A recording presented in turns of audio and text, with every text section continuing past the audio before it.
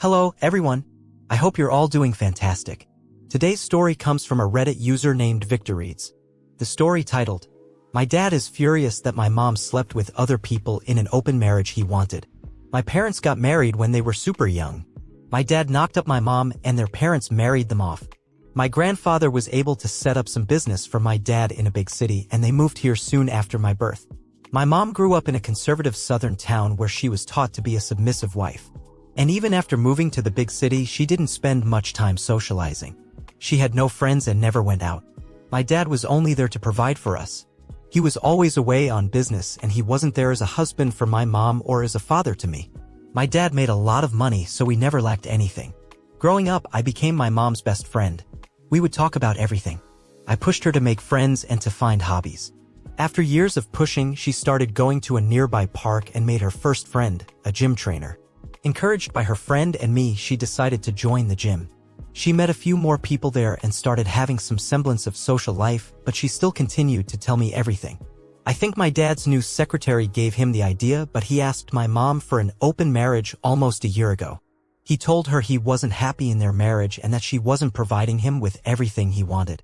My mom, who is a Christian wife, was mortified and told me about the proposal in tears. I suggested she get a divorce, but she said she didn't believe in it and she wouldn't be the one to end their marriage. As my dad pushed, I knew exactly where this would end up if my mom agreed. Her friend and I convinced her. My mom was hesitant at first, but she agreed with the condition that they would be completely transparent with each other.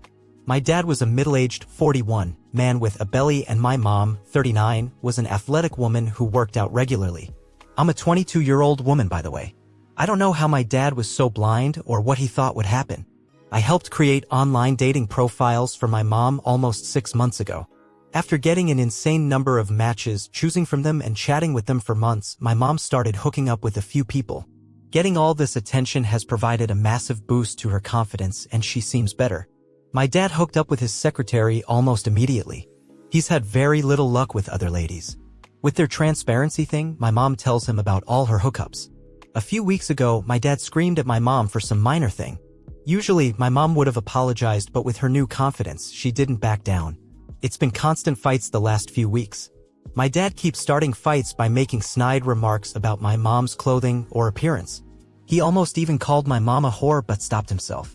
I think open marriage finally sunk in. My mom told me he tried to have a conversation about stopping their open marriage, but she immediately shot it down. I think they'll split up. My dad was never there for either of us, but the thought of my parents splitting up still feels weird.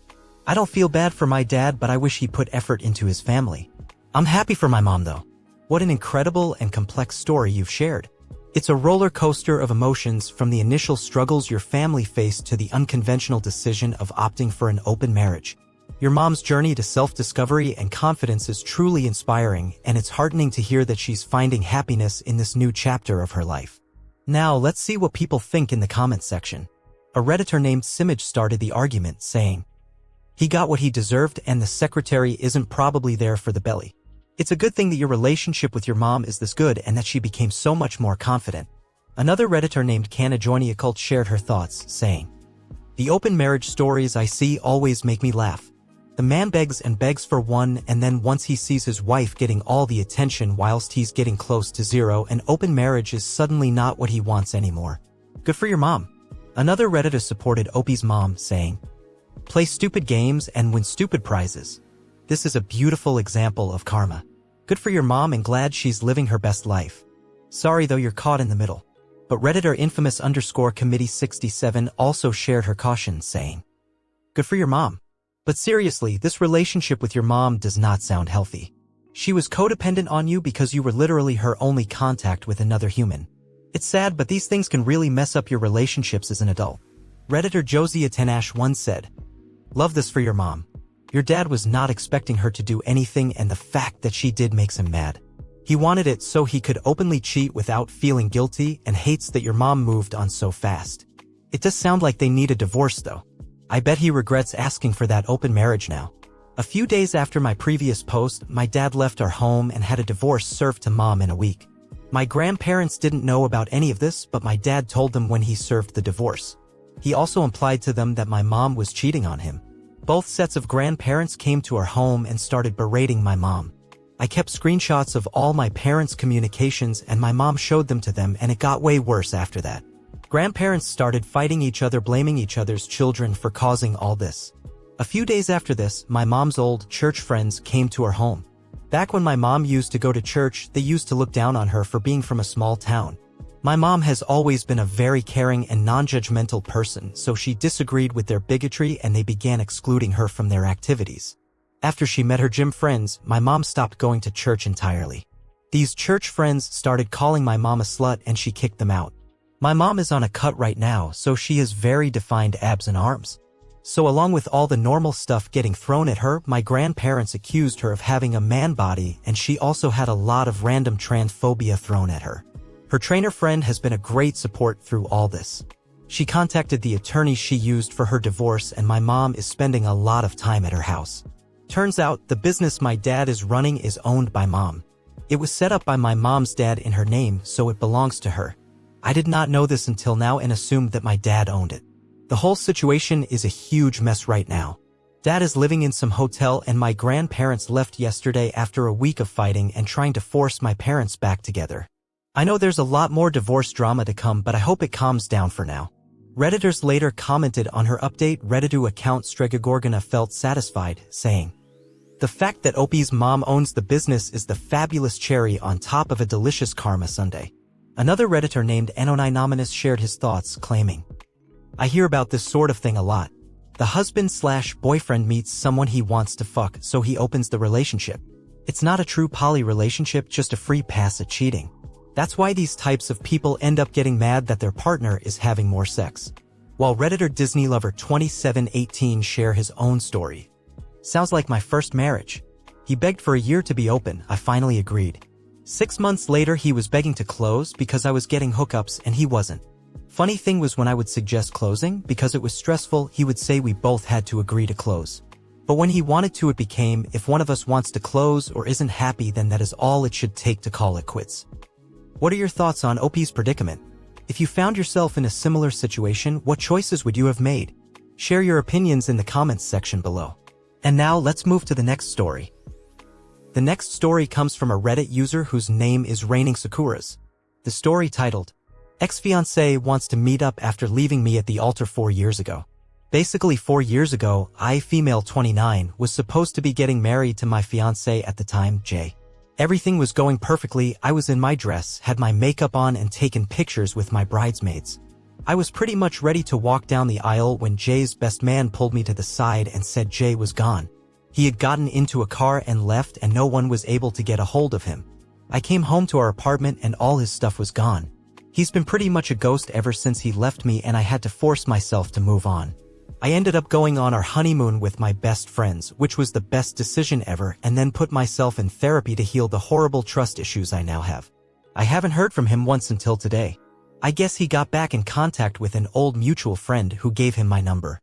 Jay texted me and said wants to meet up and apologize. He says he has a lot to explain to me about what happened that day. I'm torn. I swore Jay was a dead memory, but my curiosity and desire to get closure with him is pestering me. My current boyfriend supports me whatever I decide, and I feel out of respect for him and how wonderful he's been, I should ghost Jay. I'm very confused. I never expected to hear from Jay again. I have no idea what to do. Please help. Facing the unexpected return of my ex-fiancé Jay after he left me at the altar 4 years ago, I'm torn about meeting him for an apology and explanation. While curious about closure, I value my current boyfriend's support and consider prioritizing my emotional well-being and the stability of my current relationship. Let's see what people think in the comments section below. A Redditor gave Opie some advice which got a lot of agreement. Well, no one can decide this for you. Don't worry about what your boyfriend thinks. He supports you. The unfortunate thing here is that you don't know if you're going to come away from a meeting like this with more closure, or if you're going to come away from it distraught because the excuse he gives is a whole lot of nothing. Would it be easier to have a phone call or a text? I would go to the meeting just to hear the apology and find out what he has to say. Then I would close the door and just make sure he knows I don't want any more contact. Or you can do the petty thing and ghost him right back, winky face. My question is, what the H*LL is with your mutual friend who gave him your number? I would talk to this person and ask them what their intentions are. Usually you would ask someone, hey, is it okay if I give XYZ your number for such and such purpose? And you would say yay or nay. Did you give permission for this? That person owes an explanation too. Let us know what you decide to do. We support you either way. Also, I kind of want to know what his reason was too. There are like literally a 100 million moments before you get to the altar to realize you don't want to commit just then. What the heck? Meanwhile, another Redditor named Rusty Zambana reminded Opie, saying, "He's doing this for himself, not you. We all have a psychological need to not be the bad guy in our own lives. Him asking to explain to you is all about redeeming himself. Maybe he truly believes it will help you in some way, but the core reason is to assuage his own guilt. For your own sanity, you need to completely close this chapter of your life. If you really want to throw this guy a bone, tell him to send you a letter with what he has to tell you, but that you won't be replying, and this is the last time you two will ever converse. Then burn the damn thing instead of reading it. There's nothing that he has to say that won't hurt you in one way or another." And Redditor named Gornalani thought, "I would simply ignore him. It's over, done with, you've moved on, it's in the past, and I think he wishes to absolve his conscience. Personally, I wouldn't give him the opportunity to do so. If you're in a happy place now and have got over the episode, live the life you now have. Don't give him the time of day." Opie came back with her surprising decision that she actually met her ex-fiancé. Let's see what happens next. First off, I just want to thank everyone for the advice. I honestly wrote the post to just vent my frustration and confusion and possibly get advice. I honestly forgot about the post for a few days until my sister and I were talking and she mentioned she saw a post from some girl getting left at the altar and ex showing up again years later. I told her it was mine and she has been pushing me to do an update post. I figure it might be therapeutic to write everything down as final closing of the J chapter. This all happened 2 weeks ago. Against most of the advice, I did meet up with Jay. As a lot of you said, it did not add any value to my life. Also, it was part of a 12-step program and he was making amends. We met up at a park and my boyfriend came with me. He sat off to the side while Jay and I talked. I actually feel stupider after meeting with him. There were a lot of things in our relationship that would have had me out the door if I paid more attention and if he wasn't such a great liar. Basically, for the last year of our relationship, he was doing drugs and cheating on me. He had been struggling with his sexuality for years, and it's not surprising it ended up this way now knowing the truth. His family are incredibly homophobic and horrible people. I wanted nothing to do with them when we were together, but he insisted on them being around just for the big life events, like our wedding. The drugs were something to get him through the day and act like he was in love with me when he was actually in love with someone else. He had met his boyfriend at work and I had actually met him a few times when I'd drop off lunch for Jay. When our wedding approached, his boyfriend said he needed to choose and Jay chose him. So he packed his bags up and pretended everything was great until his boyfriend picked him up and they moved 2 towns over. I asked him if he was still with his boyfriend and he said no. He thought he could quit the drugs once he was free of his family and lying, but he couldn't. His boyfriend found out and left him. He kept going, getting high and hooking up with randoms. One of his regular hookups ended up overdosing while they were asleep in the same bed and died, and he realized he had to get sober. He apologized for not just being honest with me and leading me on like he did. He wished he could go back and be truthful because I would have been the most accepting of him being gay out of everyone. He said he missed me when he left because even though he didn't love me romantically, I was his best friend. It was a lot to take in. I told him while I'm glad he's okay and is doing better, I prefer for us not to have any contact moving forward, but I do forgive him. He said he understood and he was only in town for a few more days and he'd be gone for good again. I'll admit when I got home, I cried. My boyfriend held me and ordered me my favorite takeout. He's been really the best and didn't pressure me to talk about anything until I was ready. So if I got anything out of the worst day of my life, it's led me to who I'm with now. A Redditor named Reddit Skippy commented after updating the story. I think, like OP, I wouldn't have been able to resist meeting with the ex-hell, at least she knows. Another Redditor named NDaveT agreed. Me neither. I'm curious like a cat with all that entails. Dude could have just written a letter though. While another Redditor GoGo83770 sympathized with the OP. Wow, that's a very tough decision. I'm sure your heart is very torn between wanting to know and not giving him any sort of satisfaction or closure. Since he got your number from a mutual friend, maybe you will end up hearing his side of events that way. Or you could decline a meetup but offer to receive a letter that he writes and you can choose when and how you read what it says. You could have your boyfriend, mother, or therapist read it first to see if it's even worth your time.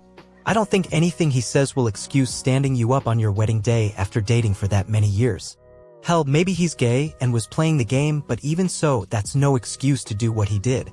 I hope you make a decision that you are happy with. Let us know how you get on. Redditor with the name Rainy_roleplaying said, OOP has a heart of gold but should stick to NC for good. New BF sounds like a legit good dude. All the best to both. And Reddit_Pixo shared her thoughts. OOP is hurt and feels she didn't get anything out of it right now, but hopefully it helps her realize she didn't do anything wrong and her ex is just a jackass as suspected. It's clear that meeting with Jay brought closure even though the revelations were difficult. Your strength in forgiving and setting boundaries is admirable. I'm glad you have the support of your current boyfriend during this healing process. Wishing you continued strength and happiness moving forward. What are your thoughts on OP's predicament? If you found yourself in a similar situation, what choices would you have made? Share your opinions in the comments section below. If you found value in this content, show your support by giving it a like and hitting the subscribe button to stay tuned for upcoming videos.